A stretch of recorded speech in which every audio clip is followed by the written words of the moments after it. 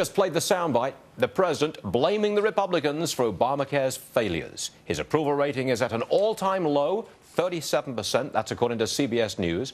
Let's bring in NRO editor-at-large Jonah Goldberg. First time on the show, Jonah. You know, where you been? I believe it is. Yeah, I know. Nice to be here. Let's get right at it. I want your reaction to the president's remarks yesterday, blaming the Republicans. They're very sad. I mean, it's really rather pathetic when you think about it. I mean, this was, you try to think of a greater unforced error in the history of American politics, and it's difficult to find one that's worse than Obamacare.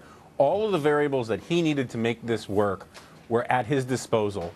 And it just turned out that he didn't know how to run a large project. He didn't even know enough about how to run a large project to put someone in charge of running a large project. There was no one person in charge of this thing. Now, I've been saying on Fox News earlier this morning and on Fox Business, our show this morning, that Obamacare is, in fact, a rolling collapse.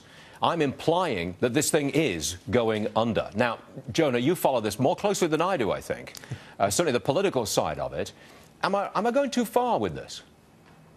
No, it's certainly a reasonable position to take. It's always possible that this turns around somehow, but it's important to remember that all of this stuff with healthcare.gov, including the report that we got yesterday that up to 40% of the exchanges still haven't been built yet. How'd you like to be in a plane where they told you, well, we only got 40% left of the plane to fly, to put together? That was cruel, Jonah. That was cruel.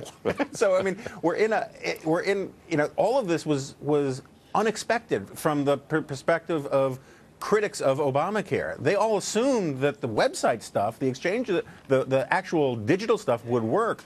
What we always said was that his promise that it was going to lower the average family's premiums by $2,500 wasn't true. We now know that's not true. We always said he couldn't keep his promise that you're going to keep your health plan wasn't going to be true. It's not true. And we now know that the president knew a lot of these things weren't true at the time. He also knew that the website wasn't going to work at the time. It's very difficult to put this kind of thing back together once you've already lost the trust of the American people. Okay, what actually forces the collapse? If there is a collapse, how does it happen? Is it a Democrat revolt in the House and the Senate? What's the mechanism for collapse? I think the fighting wedge of it is, I mean, look, first of all, Rome wasn't burnt in a day. This could take some time. But the president has time to get his poll numbers back. But that's irrelevant. The thing is that of the 7 states that Mitt Romney won, that have Democratic senators, voters there by a margin of 3 to 1 would say that they would be less likely to vote for a candidate who supports Obamacare. And so those Democratic senators, those red state Democratic senators, are going to be they're the center that may not hold. And you could very easily see Democrats from red state constituencies starting to call for repeal and rollback. And Barack Obama has no good arguments to deal with that. They've spent the last 4 years, saying that any criticism of Obamacare was racist and irrational. And now they have to say that Democrats are racist and irrational. It's a very hard place for them to get out of. Jonah, thanks very much for being with us this morning. Please come again. Love your stuff. Great to be here. Thank you, sir. Thank you. All right, the House GOP now investigating the report that we mentioned yesterday, suggesting some numbers from the jobs report that was released right before last year's election may have been manipulated. All right, Liz, you're following the story. What's the update here? Well, the update is that Darrell Issa and 2 other GOP members of the House are asking all sorts of information from the census. But this is really thin evidence. There's not a Tom Clancy novel breakout of conspiracy happening at the census. This worker that the New York Post cited left in 2011. He did not cite any political motivations for what the allegations are manipulating the jobs data.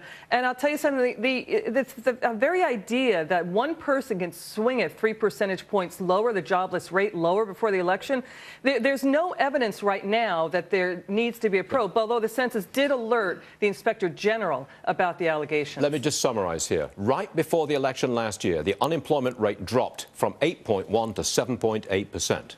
An article in the New York Post says it was manipulation. That's what happened. Manipulation of the census data from workers inside the Census Department. The Census Department comes out and debunks that theory, but I believe there is going to be a congressional investigation. Yeah, they're asking for documents and emails and chain of command at the census, but worth pointing out, it dropped 3 percentage points between August and September 2012. It then went up 7.9 percentage point in that October. I mean, the idea that the data could be adulterated to swing an election, when the census is already saying their numbers is just 1%, you could see, less than 1% yeah, but the coincidence is such a stretch. It's such thin evidence, though. But it speaks to the distrust that the American people have of the statistics themselves, and that's a problem. We don't really know which way the market is going. The economy is going because we don't trust the statistics. Yeah, but the Wall Street discounts a household survey. They know it's not above reproach. That they don't think it's irreproachable. Household survey, though, does track the jobless claims very tightly. But the Fed doesn't discount it. The Fed uses it, the headline numbers, as part of its policy,